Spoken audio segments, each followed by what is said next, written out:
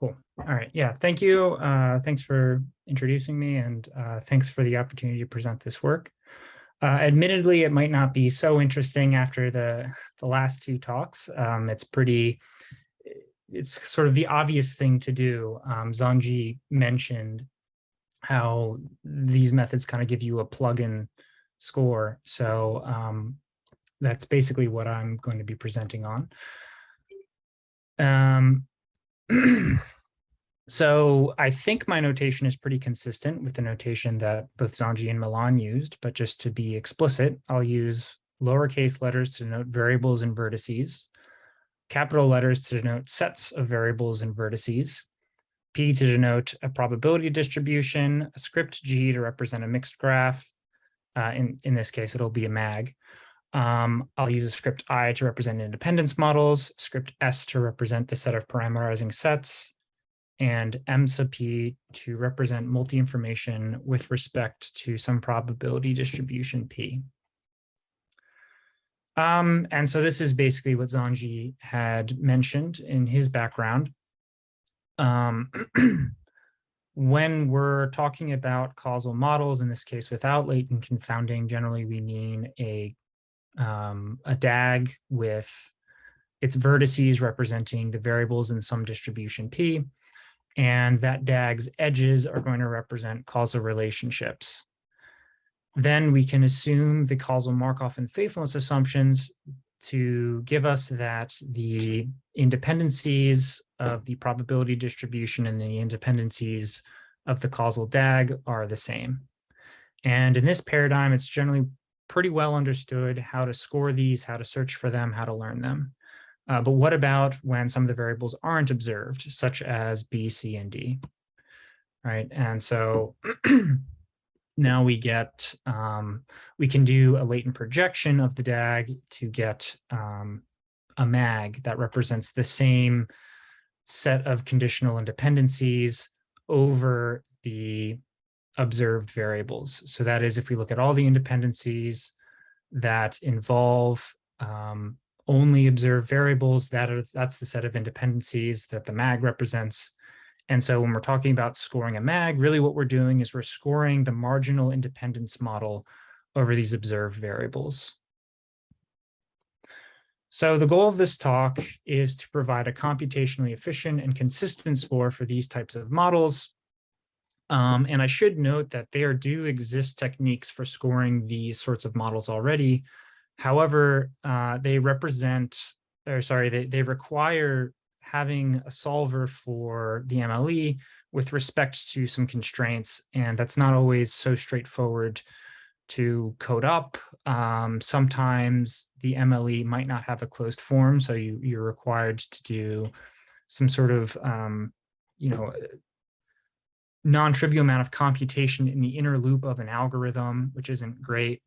And even in the Gaussian case, you can run into situations where your likelihood function that you're trying to optimize isn't even convex. So there's a whole slew of problems that come up when you're just trying to score these types of models. And so the goal here is to try and address that using some of the ideas discussed in this session. So the first thing I want to mention, this is a little bit of background before I get into sort of the meat, is the power set ordered by inclusion. So this is a post set over all the subsets of our variables. So in this case, we can consider the variables ABC will have all its subsets, and they'll be ordered with respect to containment, right? So AB is a subset of ABC, et cetera. And so this post set is going to be very important for the concept of the Mobius inversion. Again, this is stuff that has already been touched on, but the idea of the Mobius inversion really is you use two functions, the zeta function and the Mobius function, to go back and forth between two different representations. So the zeta function is just going to be the function that takes in two members of your post set and returns 0 if the first member is not contained in the second, and a 1 if it is contained in the second is a subset of. Likewise, the Mobius inversion will do the same thing, but instead of returning 0 and 1, it'll return 0 or 1 or -1. Sorry, there's a typo here. This set should contain 0 as well. And probably a better way to visualize what these are actually doing is to represent them using matrices. So the zeta function, we can think of it as a matrix where we get a 1 in an entry if its row is a subset of the corresponding column, right? So in this first row corresponds to the empty set, and the empty set is a subset of all members of the power set. So we have 1s across the entire row. And similarly, ABC is not a subset of any of the members of the power set except for itself. So it's 0s across the row until we get to ABC. Likewise, we can do the same thing with the Mobius inversion. And we get this matrix for the representation for the Mobius inversion. What's really interesting here is this matrix for the zeta function and this matrix for the Mobius function are actually inverses of each other. So that makes it really intuitive what the Mobius inversion is actually doing, right? If we have two real valued functions, in this case, I'll call them G and H, and they're going to map from some member of the poset to the real number, the real line. We can treat them as column vectors. And again, we can treat the zeta function and Mobius function as matrices. The Mobius inversion just says that G is going to equal mu H if and only if H is equal to zeta G, right? And this is very simple to, if you're willing to accept that the Mobius function is the inverse of the zeta function, then this is very straightforward to see why it's true. Okay, so just to represent that pictorially, if we have some function G, and we can represent it with a column vector here, if we matrix multiply by the zeta function, we end up at H. Likewise, if we start at H and we matrix multiply by mu, we get back to G. Okay, so with that sort of understanding of what the Mobius inversion is doing, I'm going to define 3 types of imsets. Really, they've all already been defined today. I'm just redefining them. One is the Mobius inversion of a semi-elementary imset, which will be, I'm using this notation to represent basically this collection of, well, it's a sum over identifiers, right? So we look at ABC, we sum over all identifiers that are subsets of ABC such that the identifier contains at least one member of A and at least one member of B. And it turns out that this is just the Mobius inversion of a semi-elementary imset, right? So if we consider this as a column vector and this guy over here is a column vector, then we're just matrix multiplying by either the zeta function or the Mobius function, depending on which way we're going. Second, I'll define or redefine the characteristic imset that Zhangji was discussing. I include the empty set. I don't think he does. It doesn't really affect the end. It doesn't really affect the end results, but that's just one thing that's should be made explicit, I suppose. Just to say, I think Zhangji does include the empty set. He does? Okay, thanks. And then I have the last thing is sort of the non-characteristic imsets, imset, where it's just flipped, right? So this would be the imset defined by what Zhangji called constrained sets, where you get a 1 if you're not parameterizing and a 0 otherwise. So then using Zhangji's notion of a simple mag,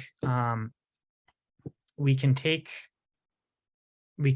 the multi-information with respect to the full set of all variables, and write it out as the dot product of the multi-information with just the identifier for the full set of all the variables. So this is just an identity.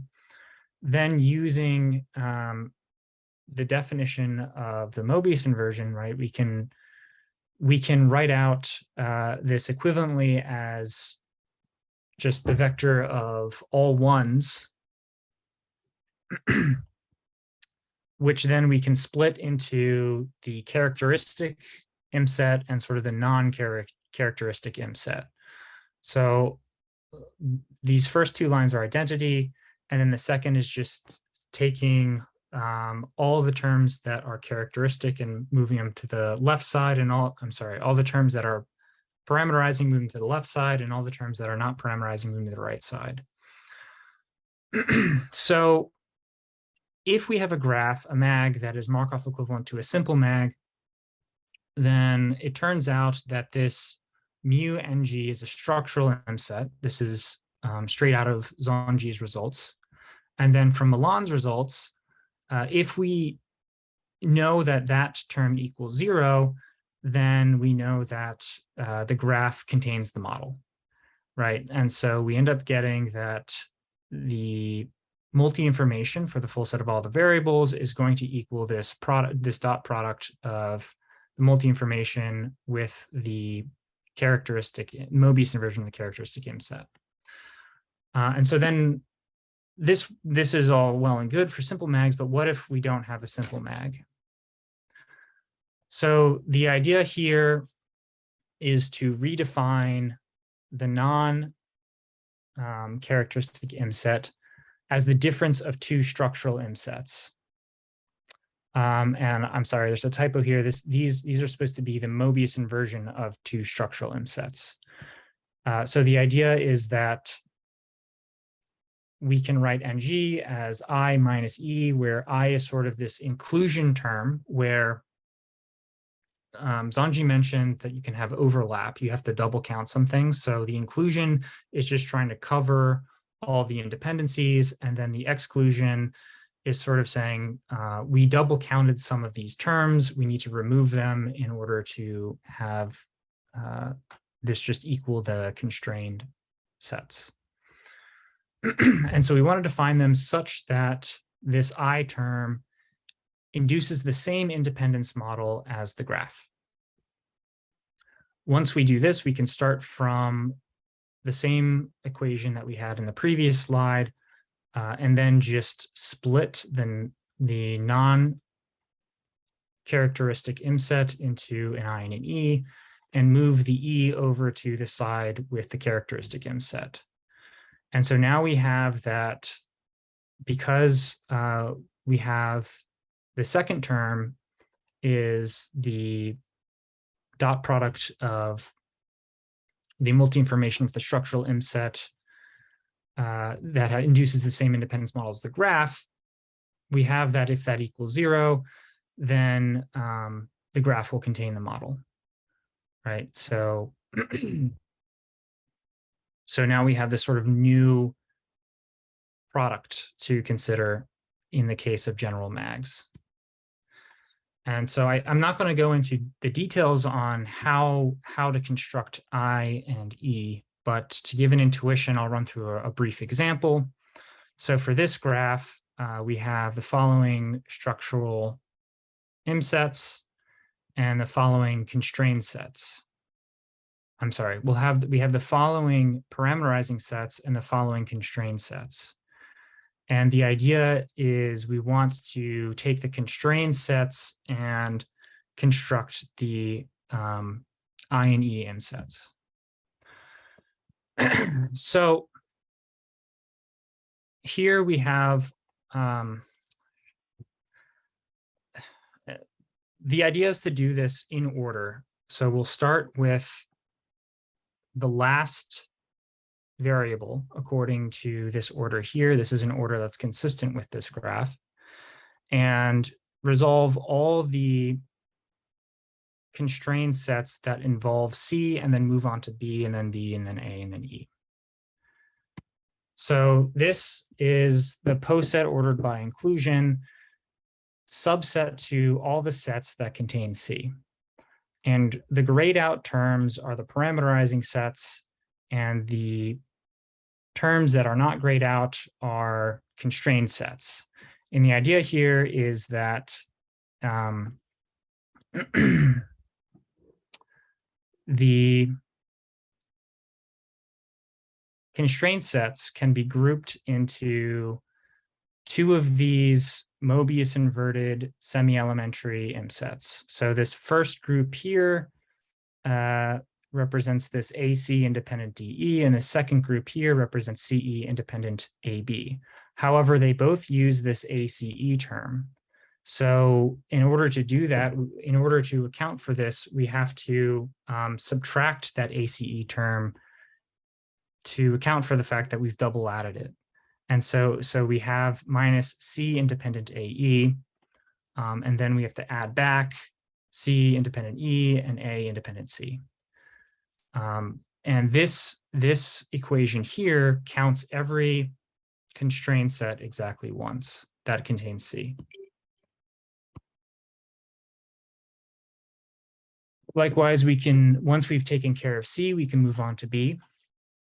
This one is actually very simple. It's just the term B is independent DE given A, that there's no other terms. It counts every term exactly once. And then furthermore, we can do it for D, A, and E respectively, adding the corresponding terms to NG. So after we do this, we can take all the terms we've added, all the added terms become part of the inclusion set, and all the terms that we've had to subtract become part of the exclusion set. And we end up getting the following decomposition. And this dot product is true if and only if G contains the model. And I should note that it's not necessarily the case that this extra term here that we're subtracting, this EG, is required, right? That is the algorithm is not necessarily optimal. This is what Zanji had an open question at the end of his presentation. How do we define sort of an imset that the standard imset that is minimal? It's not really clear. So yeah, that's what's going on here. So anyway, we can use this to define a consistent score. We can take that term and dot it with the data vector from Milan's presentation and plug that into the BIC score. And by doing that, it turns out you actually get a consistent scoring criterion for curved exponential mag models. This includes Gaussian and multinomial distributions. And we get this consistent score without having to do any sort of fixed point iteration or solving for the MLE or anything like that. We just kind of plug and chug. And to evaluate how well this score works, I ran some simulations. I did 1,000 repetitions. I looked at data sets with 500 variables, 5,000 variables, I'm sorry, instances, 500 instances, 5,000 instances, and 50,000 instances. For each repetition, I picked a mag subject to some constraints, but uniformly given those constraints, parameterized it, sampled the instances, and then exhaustively scored all the models. Then I looked at where the true model ranked among all models. I compared this against using BIC, where I used a method that actually tried to fit the MLE, and I compared it against the point estimates from a couple other causal graph learning algorithms. Okay, so in the case where you have 5 variables on mags with 5 variables and 0 to 5 edges, with 500 instances, we got, I mean, these histograms are plotting the rank of the true model amongst all possible models. And it should be noted here, there are about 25,000 possible models, and we consistently get the true model within about the top 10. With only 500 instances, we score the true model first about half the time. And when we move to 5,000 instances, we're getting it a little over 80% of the time. And when we move to 50,000 instances, we're pretty much getting the correct model every single time. Okay, so comparing to other algorithms, the first 2 columns here is comparing BIC to BIC hat. The reason why I only looked at 100 repetitions instead of the full 1,000 repetitions is because the BIC fitting the model, the MLE for the model, each time was quite slow. So I only did 100 repetitions, looked at 100 of the 1,000 repetitions for comparing those two, but they get pretty much the exact same score. This is what we want, right? We're sort of trying to approximate what BIC is doing without doing all the extra work. So the fact that we get the same numbers is really good. And then when we compare to the other methods that are sort of doing point estimates, the values displayed in this table are the proportion of times that the point estimate was the true graph. So that is, you run, for instance, the FCI algorithm, you get a graph out and you check to see if it's the graph that generated the model. If it was, you get a 1, if not a 0, and you see how many times did it get the correct model. And this is saying with 500 instances, it got the correct model 27% of the time, right? And then FCI max got it about 40% of the time. GFCI got it about 35% of the time. And this compares to using the score, which gets it about 50% of the time. And as you increase the number of instances, you see all of them start to do better. But the approximate BIC score here is clearly doing the best. Then if we look at the time comparison, BIC versus BIC hat, using